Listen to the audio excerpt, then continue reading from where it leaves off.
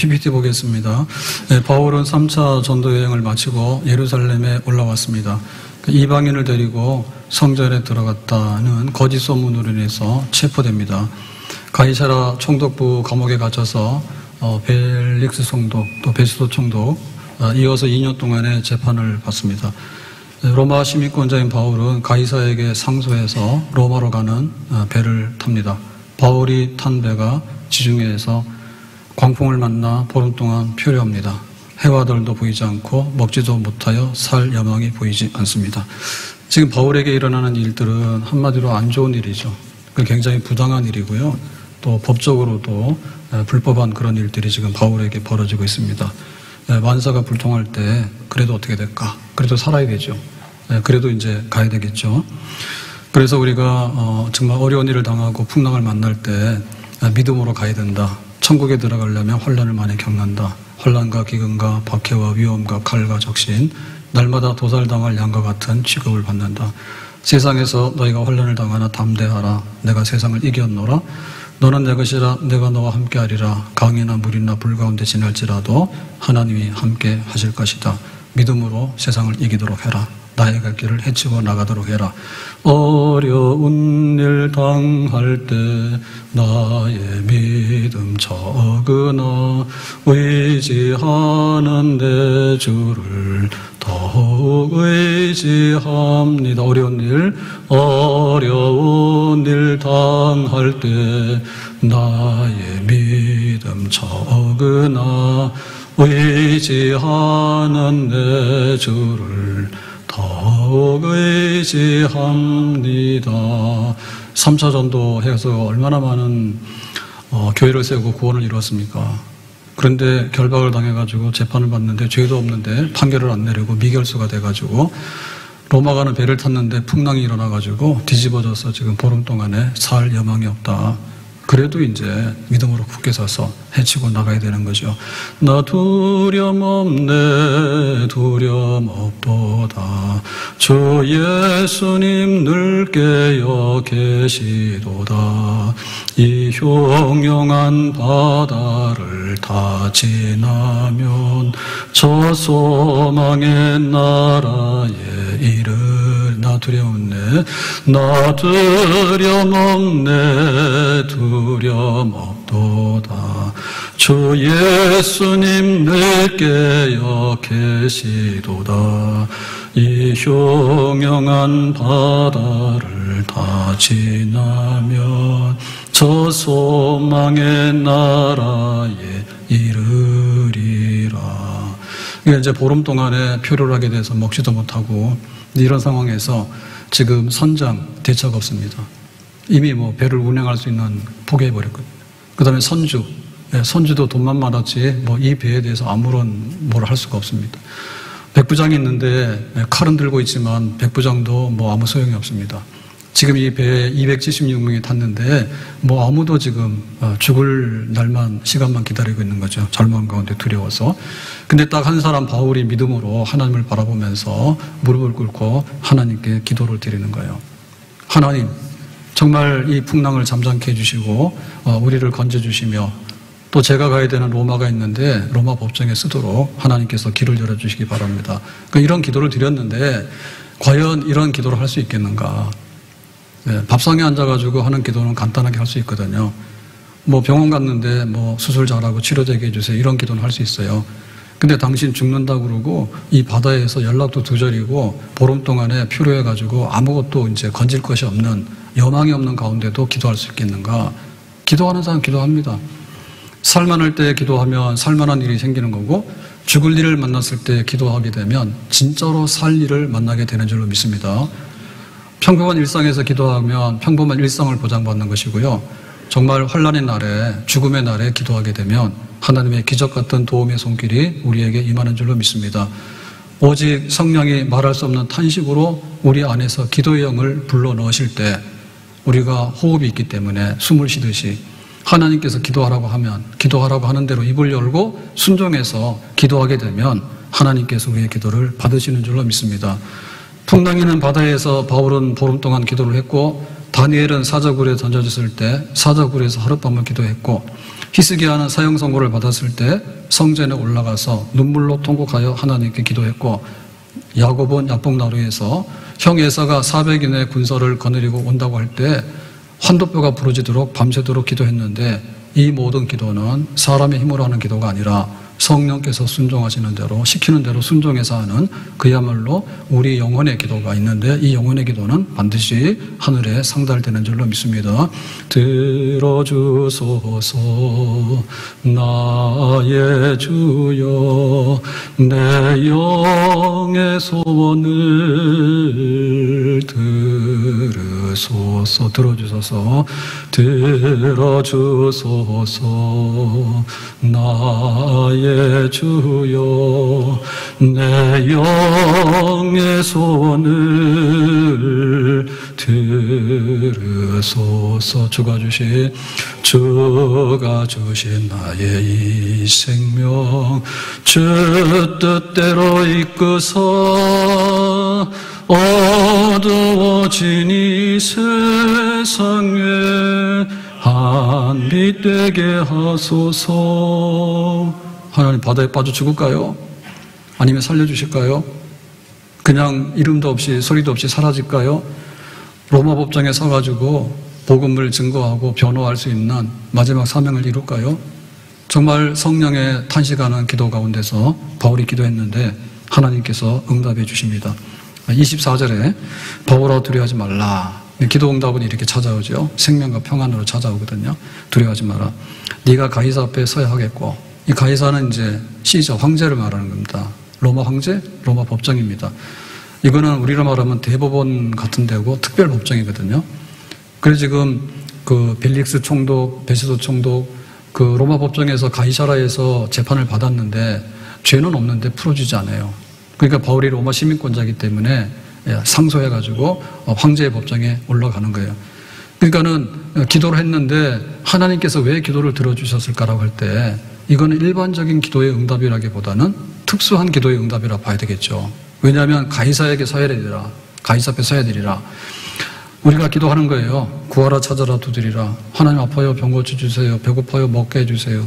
하나님 내가 지금 실패했어요. 나에게 다시 한번 기회를 주세요. 넘어졌어요. 이렇게 세워주세요. 일용할 양식을 구하잖아요. 그러니까 일용할 양식 중에 모든 거 다 구하는 거거든요. 그러니까 하나님께서 우리에게 언제라도 하나님은 자비하시고 하나님 긍휼이 많으시고 하나님 사랑이 많으시기 때문에 하나님의 자녀가 잘못되는 거 마음 아파하신다고 기도합시다. 그럼 하나님께서 우리의 일상적인 것을 공급해 주시는 줄로 믿습니다. 그런데 지금 이 망망대해 지중해에서 보름 동안 표류했는데 왜 바울의 기도를 들어줘야 되느냐. 그냥 바다에서 풍랑을 만나서 사고당하는 배는 굉장히 많아요. 그러니까 이것이 왜 특별한 사건이 되냐 할 때 바울이 특별하기 때문에 그렇고, 바울이 왜 특별하냐 하면 바울에게는 다른 사람이 가지지 않는 해야 될 일이 있는 거예요. 그것이 바로 하나님께서 바울에게 주신 소명입니다. 바울은 교회를 굉장히 핍박하고 예수님이 핍박했던 죄인의 개수예요. 그래서 예루살렘에 있는 믿는 사람들을 잡아다가 감옥에 가두고 악명이 높거든요. 나중에는 막 화가 안 풀리니까 다메섹까지 가서 믿는 사람 체포하러 갔다고. 근데 다메섹 그 도상에서 빛 가운데 예수님께서 나타나셔서 사울 네가 왜 그러냐? 누굽니까? 나는 네가 핍박하는 예수라. 예수는 죽은 줄 알았는데 부활하신 예수님께서 나타나셔서 빛 가운데. 바울이 낙마해서 꼬꾸라졌거든요. 그러니까 어쩔 수 없이 자기가 무릎 꿇고 항복하게 된 거예요. 그러니까 예수는 이단이다, 예수는 신성모독이다, 예수는 유대교를 시끄럽게 하는 이런 어떤 우두머리다, 이런 게 아니라 예수는 그리스도다, 예수는 메시아다, 예수는 구원자다. 나는 바리새인인데 부활을 믿었고, 나는 바리새인인데 메시아를 믿었는데 예수는 그리스도가 아닌 줄 알았는데 나타나신 예수님을 보면서 자기가 예수님이 그리스도라고 인정할 수밖에 없는 회심의 사건이 있죠. 그 회심의 사건에 왜 예수님께서 바울을 용서했을까? 예루살렘에 스데반 죽이는 일이나 믿는 사람 체포하는 일이나 지금 바울이 저지른 악이 너무 많아서 하나님께서 다메섹 도상에서 벼락 쳐가지고 바울 죽여버려야 되거든요.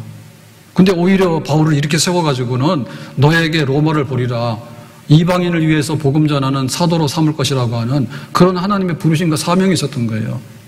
그러니까 못 쓸 거를 쓰게 해가지고 가장 극적으로 큰 그릇으로 쓰기 위한 하나님의 뜻이 있는 거예요. 그게 바로 바울의 소명이고 바울의 부르심인 거예요. 여기에 충성해서 1차 전도, 2차 전도, 3차 전도를 마치고 3차 전도까지는 자유인이 돼가지고 자기가 계획하는 대로 다니면서 했잖아요. 근데 4차 전도 로마 가는 일은 죄수의 신분으로서 압송당하는 이런 자리에서 지금 풍랑을 만난 거잖아요. 그러니까 바울의 소명이 지중해가 끝이냐 로마가 끝이라 했잖아요. 지중해에서 죽는 것이 끝이냐, 이방인에게 복음을 전해서 세계 중심은 로마요. 모든 것은 로마로 길은 통하게 되고 로마로 통해서 전 세계에 복음이 전파되는데 바울은 아직도 로마로 못 갔어요. 3차 전도하면서. 그래서 비록 죄수의 신분이지만 지금 4차 전도를 하기 위해서 로마 법정에 가야 되는 거예요. 그냥 길거리 다니면서 복음을 전하는 일도 큰일인 거예요. 만약에 우리가 어떤 학술 대회를 하자 해가지고 학자들이 토론하는 것도 굉장히 큰일인 거예요. 공연하는 것도 큰일인 거예요.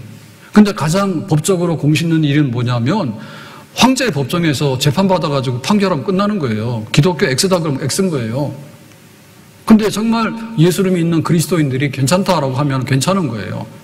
그 법정에서 진술하게 되면 그거는 공신력이 있는 거고 전 세계에 전파될 수 있는 하나의 센터가 될 수 있는 거죠. 그러니까 로마 법정에 쓰는 일은 굉장히 귀한 일인 거예요. 지금 바울에게 이게 남아있는 거예요. 그러니까 바울이 하나님 살려주세요라고 했던 것이 열이라 한다면 그것 가지고 산다는 보장은 없어요. 하나님이 바울을 살려야 될 이유가 있느냐? 바울이 지금까지 많은 일을 했지만은 아직도 해야 될 남아있는 일이 있느냐? 남아있는 일이 시시하다 그러면 그만두면 되는 거예요. 근데 남아있는 일이 너무나 귀한 일이에요. 지금까지 3차 전도를 했지만 그것보다 더 큰 일이 로마 법정에 서가지고 해야 되는 증언이 기독교 변증입니다. 기독교가 무엇인지, 왜 기독교가 로마에 도움이 되는지, 왜 기독교가 복음이 기쁨의 소식인지, 어떻게 유대교와 다른 것인지 거기에 대해서 낱낱이 법정에서 진술해야 되는 그 귀한 자리가 있거든요. 그러니까 하나님께서 급한 거예요. 지금 보름 동안에 바울이 죽을까 봐 걱정이 됐지만은 오히려 바울이 죽으면 하나님이 손해보는 거야. 그래서 바울이 믿음으로 기도는 했지만은 네가 살아야 되는 이유는 내가 너의 기도를 들어주는 일반적인 기도가 아니라 가이사 앞에 서야 된다고 하는, 로마를 보리라고 하는, 바울을 부를 때 처음에 소명이 마지막까지 끝까지 이루어지기 위해서 너는 살아나야 되겠다라고 바울이 기도의 응답을 잡아온 게 아니라 하나님께서 바울에게 기도 응답을 보내주신 거죠. 뜻이 하늘에서 이룬 것처럼 땅에서도 이루어집니다. 너희는 먼저 그의 나라와 그의 의를 구하라. 그러면 이 모든 것은 너희에게 더하여 주시리라. 뜻이 이루어지게 되고 그 나라가 그 의가 이루어지게 되고 로마 법정에서 복음 전파하는 큰일이 이루어지기 위해서 바울은 하나님이 살리셔야 된다. 바울이 급한 게 아니라 하나님이 더 급하다. 주님의 뜻을 이루소서. 주님 발 앞에 엎드리니 진흙과 같은 날 빚으서 주님의 형상 만드소서. 하나님의 뜻이 있느냐? 살아야 될 뜻이 있느냐? 우리가 못 죽어요? 엘리야가 로뎀나무 아래에 누워가지고 하나님 너무 힘드니까 나 죽여주세요 했잖아요. 하나님께서 엘리야 안 죽였거든요.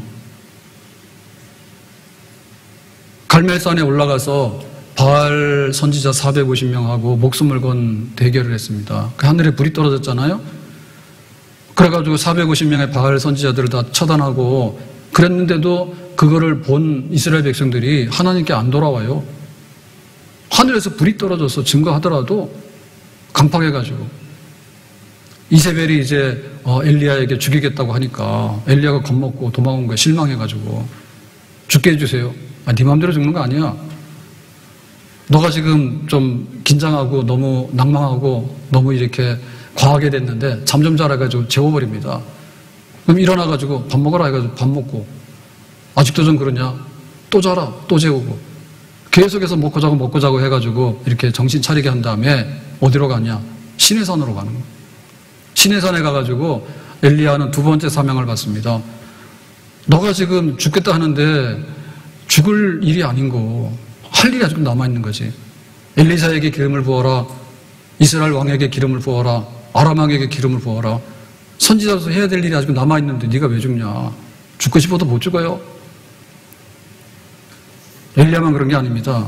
모세도 일하다가 너무나 힘들어가지고 죽겠다 했어요. 하나님 생명책에서 내 이름 좀 빼주세요. 정말 여기 애굽에서 나왔는데 하루 이틀도 아니고 40년을 가는데 날마다 그냥 반역하고 날마다 애굽 타령하고 막 모세를 원망하고 막 이렇게 되니까 힘도 들고 하니까 그만했으면 좋겠습니다 했더니 하나님께서 야, 네 마음대로 그만하냐. 애굽에서 출발했으면 어디까지 가야 되냐. 가나안까지 가야 되는 것이 모세의 몫이에요. 근데 중간에서 힘들다고 네가 주저앉으면 되냐. 너 실패하는 건 괜찮은데 하나님 실패하면 안 되잖아. 네 이름이 하나님 이름이야. 모세가 시작한 일이 하나님의 일인 거예요. 안 되는 거예요. 하나님께서 모세에게 새로운 마음을 주시지 야, 너 죽어라 해서 그냥 죽게 놔두는 건 아니다 그 얘기죠. 빌립보서 1장 23절에 내가 둘 사이에 끼었으니 바울입니다. 바울. 둘 사이에 끼었는데 이게 이제 갈등이잖아요. 갈등이 일로 갈까 절로 갈까 할까 말까 이런 갈등인데 이 바울의 갈등은 굉장히 심한 겁니다. 내가 살 건가 죽을 건가. 자기가 전도자로서 계속 일을 하는 일이 너무 힘들 때 그런 이제 고민을 하면서 차라리 세상을 떠나서 그리스도와 함께 있는 것이 훨씬 더 좋은 일이라. 그러니까 세상에 있을 것인가 예수님의 나라 하나님 나라로 갈 것인가. 거기에 대해서 차라리 내가 하늘에 가서 하나님의 안식에 참여하게 되는 게 낫다 그거죠. 그랬더니 하나님께서 어떻게 말씀하시는가 하면 야 그건 네 생각이고 너가 아직도 할 일이 있는데 야 힘들다고 그만두냐?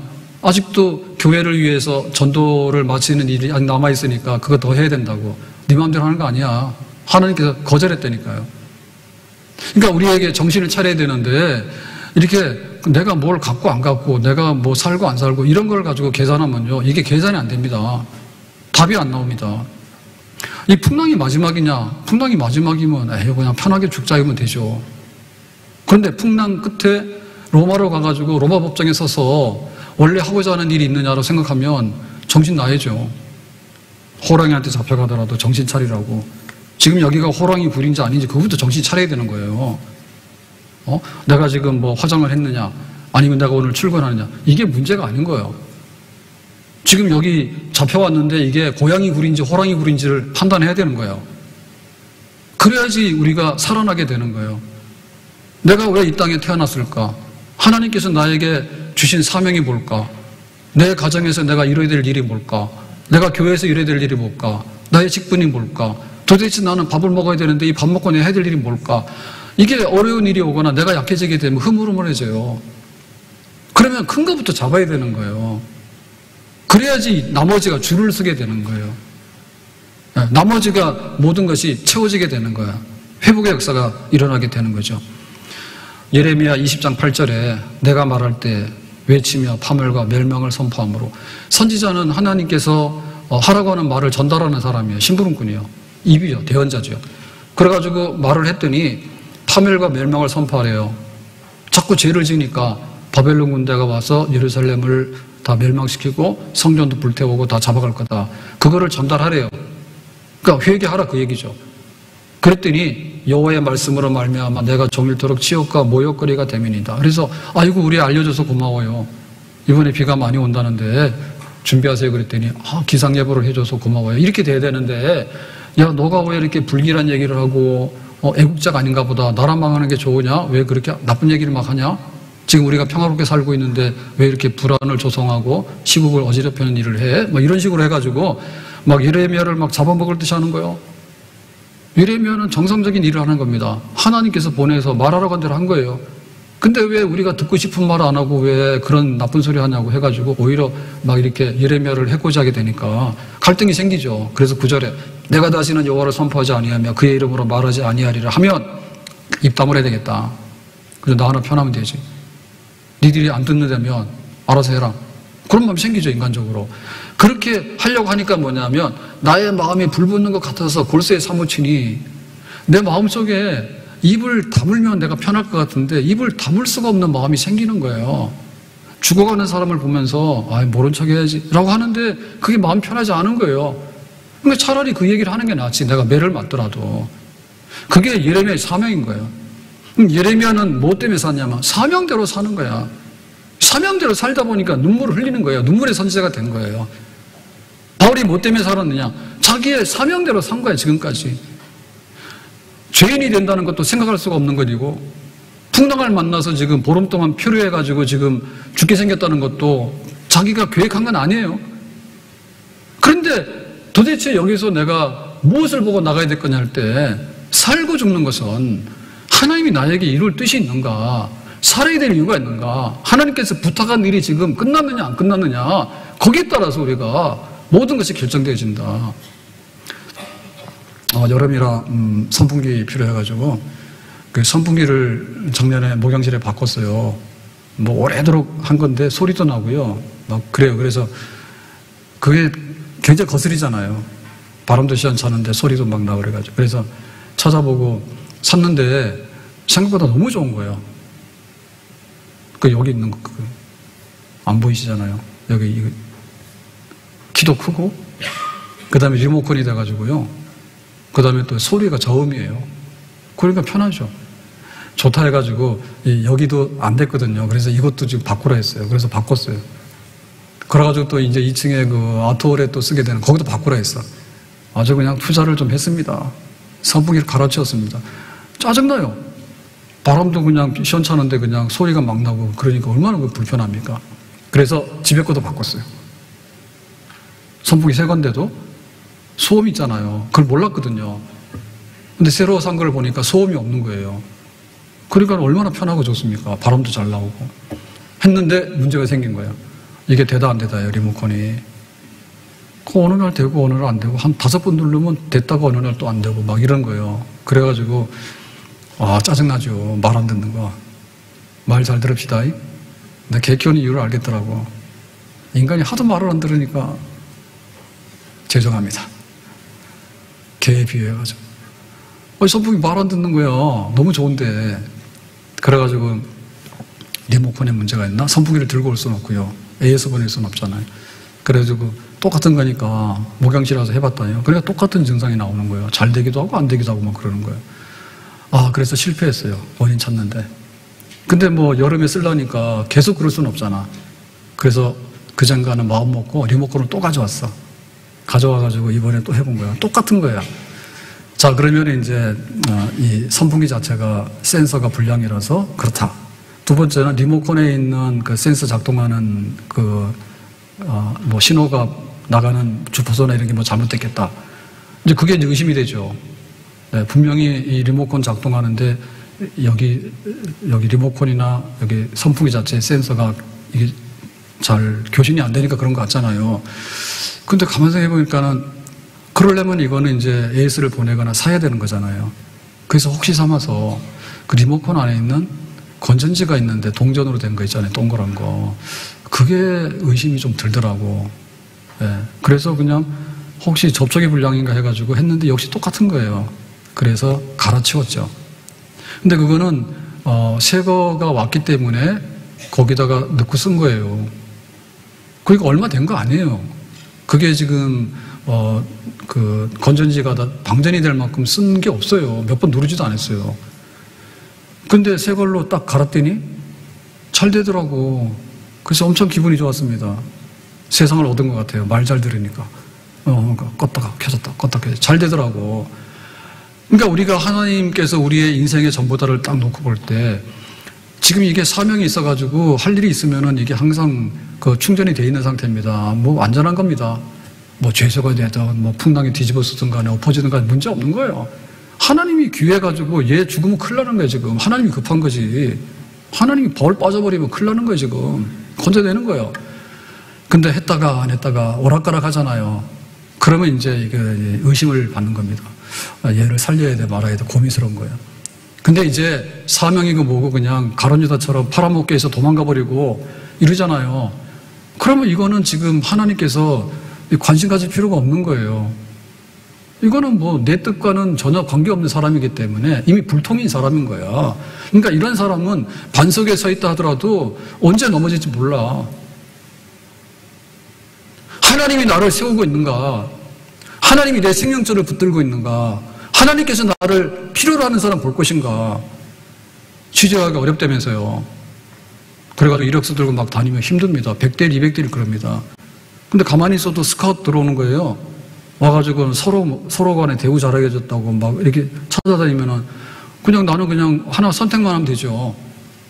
사람의 값어치 문제라니까요. 우리가 이렇게 백화점 가서 마트 가서 물건을 막 내가 돈대로 삽니다. 그럴 때는 내가 하는 것 같아요. 근데 허허벌판에 마트가 없는데 내 돈이 있으면 뭐예요? 굶어 죽어요. 하나님이 나를 필요로 하는가? 하나님이 뜻하는 바가 지금 우리 안에서 이루어지고 있는가? 엘리야 죽고 싶어도 못 죽습니다. 바울이 정말 나 천국 가고 싶어요 그래도 하나님께서 너 안 된다 합니다. 모세가 죽겠다고 야단을 쳐도 야 가나안까지 가야 되지 중간에서 끝나면은 안 되지. 안 돼. 다니엘의 친구들이 금신상에게 절할 수 없습니다라고 하니까 풀무불에 들어갔다가 나오는 거예요.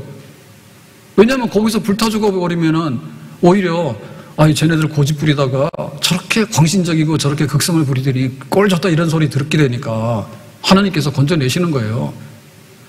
살고 죽는 것이 하나님이 값어치 있게 보는 우리의 할 일이 남아있고 우리의 소명이 남아있는가 거기에 따라 달린 겁니다. 디모데후서 2장 20절. 큰 집에는 큰 그릇과 은그릇뿐 아니라 나무 그릇과 질그릇도 있어. 큰 집에는 그릇이 여러지죠. 용도가 다르니까. 귀하게 쓰는 것도 있고 천하게 쓰는 것도 있는데 그릇의 첫째는 뭐냐면 깨끗해야 됩니다. 금그릇이 더러우면 음식을 담을 수가 없어요. 깨끗해야 돼요. 근데 깨끗한 그릇을 금그릇으로 하려고 하면 대접하는 사람이 금 같은 사람이어야 돼. 도둑놈한테 금그릇에다가 담아줄 이유는 없잖아요. 네? 그러니까는 우리가 어떻게 존귀한 사람이 될 것인가, 내가 복된 사람이 될 것인가, 깨끗해라 좀. 하나님의 자녀면은 아버지 닮으면 아들이 좀 비슷해야 될 거 아니에요. 그러니까 우리가 하나님의 사람으로 온전해야 되는데 하나님의 사람이라도 네가 할 일이 뭐냐 할 때 우리는 밥만 먹고 놀아요 라고 얘기를 하면은 그거는 아니잖아요. 정말 귀하고 귀하다. 쓸 일이 있는 거지, 쓸 일이. 아직도 하나님께서 뜻하는 바가 있기 때문에 그 뜻을 반드시 이뤄야 된다. 모세 이름이 뭡니까? 물에서 건졌다는 뜻입니다. 왜 물에서 건졌냐? 나일강에 갈대상자에다 담아가지고 던졌어요. 히브리 아이들은 다 죽이라 해가지고. 그랬는데 바로왕의 공주가 와서 아이의 울음소리를 듣고 건져내잖아요. 그럼 히브리 아이네. 죽어야지. 그러고 던지면 또 죽는 거예요. 근데 거기 긍휼히 여기는 마음이 생겼어. 근데 히브리 아이니까 갓난아기를 가져가서 놓고 해서 이제 생모를 찾아가지고 좀 아이가 큰 다음에 궁궐로 데리고 와라 해서 입양을 하게 되잖아요. 물에서 건진 거는 뭐냐면 모세의 사명인 거예요. 물에서 건져서 죽어야 될 아이를 건졌는데 애굽에서 노예 살해하고 있는 이 백성을 해방시키려니까 어디로 가야 됩니까? 궁궐로 들어가야죠. 궁궐로 들어가려니까 그 공주가 와가지고 입양하는, 공주는 아들이 없었거든요. 그래서 하나님께서 계획을 세밀하게 세운 거예요. 그래가지고는 모세 시대에 출애굽을 하게 되는데 그 왜 모세느냐? 하나님께서 이미 400년 전에 아브라함에게 말씀하셨다니까요. 아브라함아 갈대우르에서 가나안으로 가라고. 아무것도 없는데 왜 갑니까? 내가 큰 민족을 이룰 거라고. 아브라함은 100세까지 아들도 없었어요. 그랬는데 이 아브라함의 자손 야곱이 애굽 땅에 가서 이렇게 살게 되는데 나중에 400년이 지나서 해방시켜야 되니까 하나님께서 왜 모세를 부르냐? 아브라함에게 한 약속 때문에 그런 거예요. 그러니까 하나님이 아브라함에게 한 뜻이 있기 때문에 그거를 이제 그 모세를 통해서 일하시는데 모세 너는 이렇게 건져가지고는 가나안 땅으로 데리고 가야 되는 사명이 있는 거야. 그게 모세 일생인 거야. 하나님 앞에 대답을 해야 되는 겁니다. 내가 살아야 될 이유가 뭐냐라고 할 때 말했을 때 그건 네 사정이지 그럼 우리는 안 되는 거예요. 하나님께서 너로 통해서 하실 일이 있다고. 내가 로마를 가야지. 지금 로마를 관광 가는 겁니까? 사진 찍으러. 로마 법정에 가야 되는 거예요. 로마 법정에 가려고 그러면 내가 자유한 사람이 돼서 법정 가서 재판이 걸릴 수가 없어요. 그러니까 내가 원치 않았지만은 죄수의 누명을 쓰고는 법정 가서 재판을 받게 되는 거예요. 그러니까 이 모든 것의 마지막은 뭐냐면 하나님께서 귀하게 여기시는 뜻이 있는 겁니다. 뜻이. 내가 로마로 법정에 가야 되는 이유가 있는 거예요. 모세는 가나안 땅으로 인도해야 되는 그 사명이 있는 거예요. 느헤미야는 예루살렘 성이 무너졌는데 100년이 지나도록 그 모양이라고. 그러니까 빨리 가서 내가 예루살렘을 재건해야 되겠다고. 나에게는 사명이 있는 거예요. 왕이 불렀죠. 술관원장인데 오래간만에 만났는데 별궁에 있다 왔거든요. 야, 네 얼굴이 왜 그러냐. 근데 수심이 가득한데 이 얘기는 네 목숨이 위태롭다는 얘기입니다.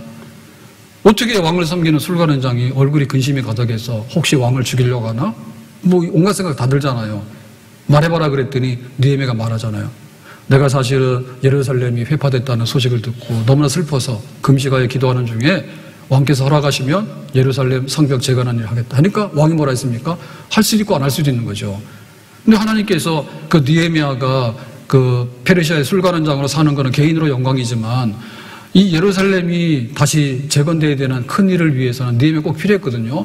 그러니까 왕의 마음을 움직여가지고 야, 너 휴직하고 가라. 그래서 예루살렘 총독으로 가서 그 구약 성경의 마지막 역사를 느헤미야가 이루는 거예요.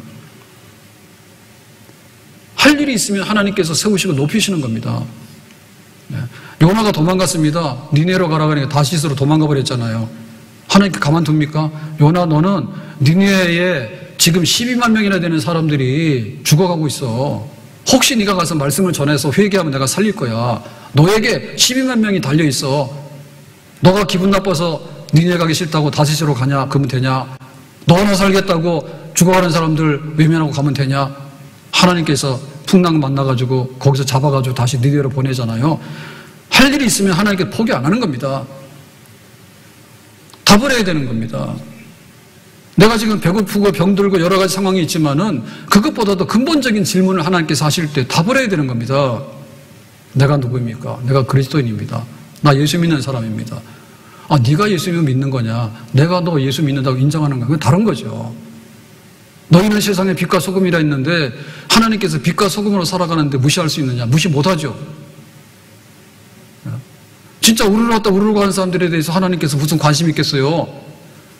5,000명 먹인다니까 우르르 가가지고 밥 주세요 라고 밥 안 준다니까 우르르 가버리고 이거 밥 공장이에요? 정말 제자 되기 원합니다.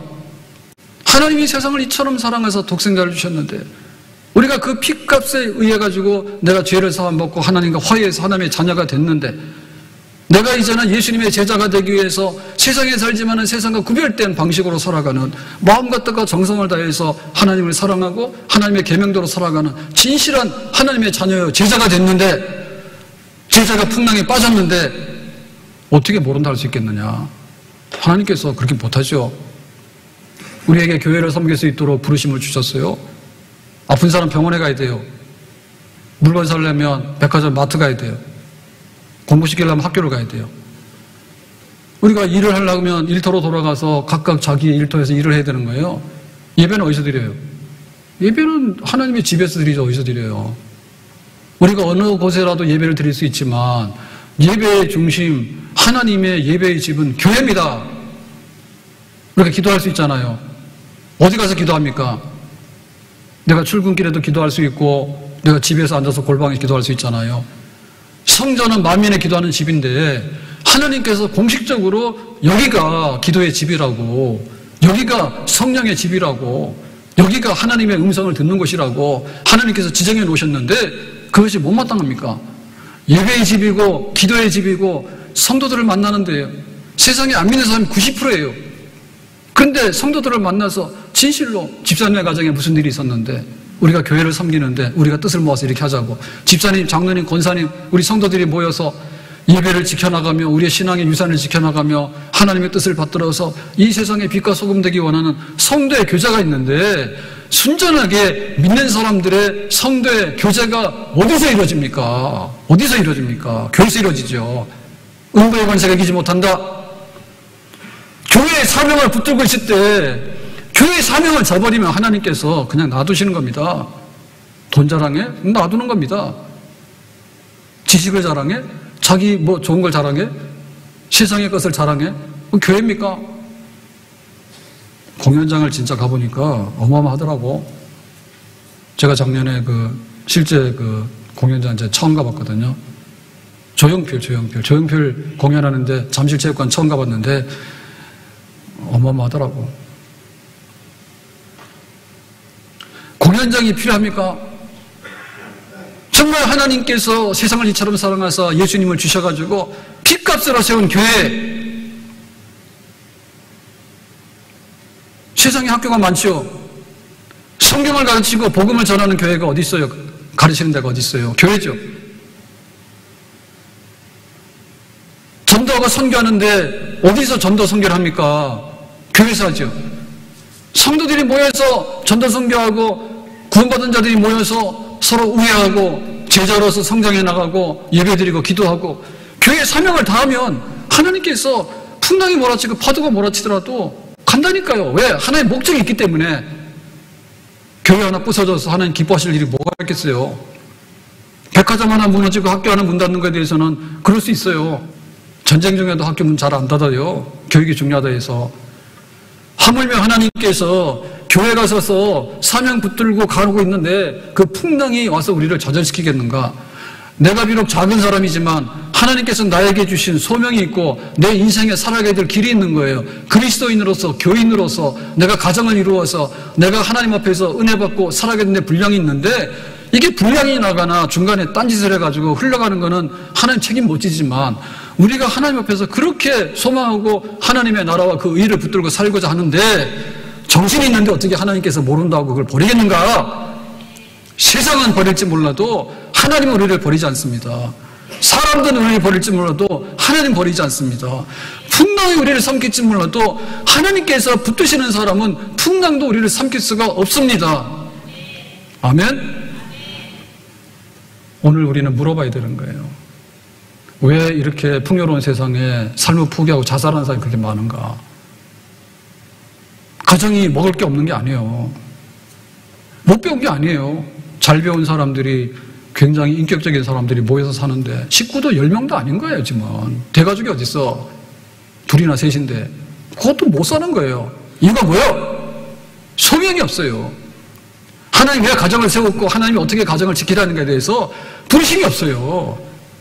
네 뜻 절반 내 뜻 절반.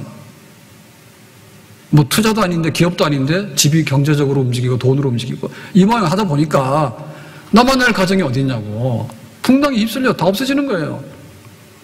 하나님이 세우신 집, 예수님 이름으로 세운 이 결혼의 관계가 파산하지 않는다.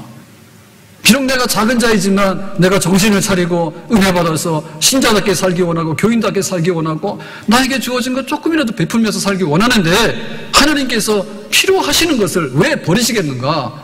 결코 버리지 아니하실 것입니다. 주님의 뜻을 이루소서. 주님 발 앞에 엎드리니 진흙과 같은 날 빚어서 주님의 형상 만드소서. 바울, 너는 지금 로마를 버리라고 시작한 거야. 부름이. 너 아직도 끝 안 났잖아. 지금 로마로 가는 길이니까 풍랑 좀 참아. 두려워하지 마. 내가 너와 함께 할 것이야.